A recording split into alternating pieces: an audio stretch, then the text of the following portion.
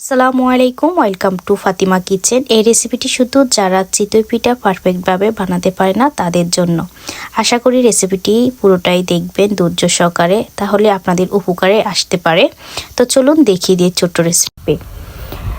তো এই যে এখানে 1 কাপ রেগুলার যে ভাতের চাল সেটা নিয়েছি, 1 কাপ পোলাও চাল, চিনি গুঁড়া চাল নিয়েছি। এগুলোকে 1 ঘন্টা বা 2 ঘন্টা প্রায় ভিজিয়ে রাখবেন, আর যদি চান পুরো রাত্রেও ভিজিয়ে রাখতে পারেন।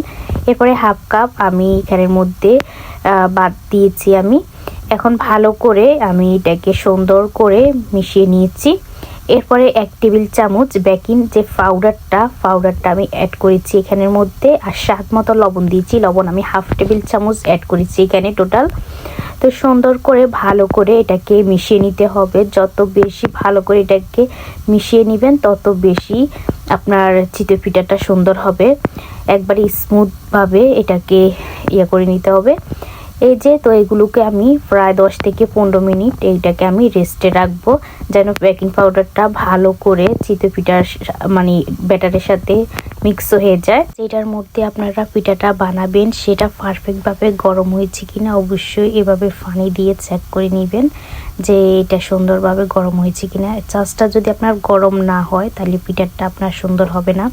আর সব সময় একই তাপমাত্রার মধ্যে রাখতে হবে। তো এটাকে মিডিয়াম হিটের মধ্যে আমি পিঠাগুলো বানিয়েছি। তো সবগুলো সসের মধ্যে আমি পিঠার ডোটা দিয়ে দিয়েছি।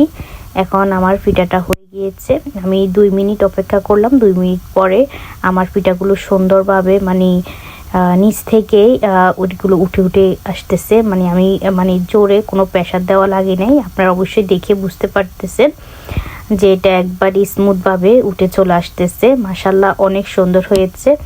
আর একটা পিঠা আপনাদেরকে ভেঙে দেখাইতেছি আমি যে কতটা সুন্দর হয়েছে ভিতরে আর কতটা সফট হয়েছে। মাশাআল্লাহ অনেক সুন্দর হয়েছে। অবশ্যই আপনারা সেম প্রসেসগুলো ফলো করবেন, তাহলে আপনাদের পিঠাগুলো এরকম হবে। তো সবাই ভালো থাকুন, সুস্থ থাকুন। আল্লাহ হাফেজ।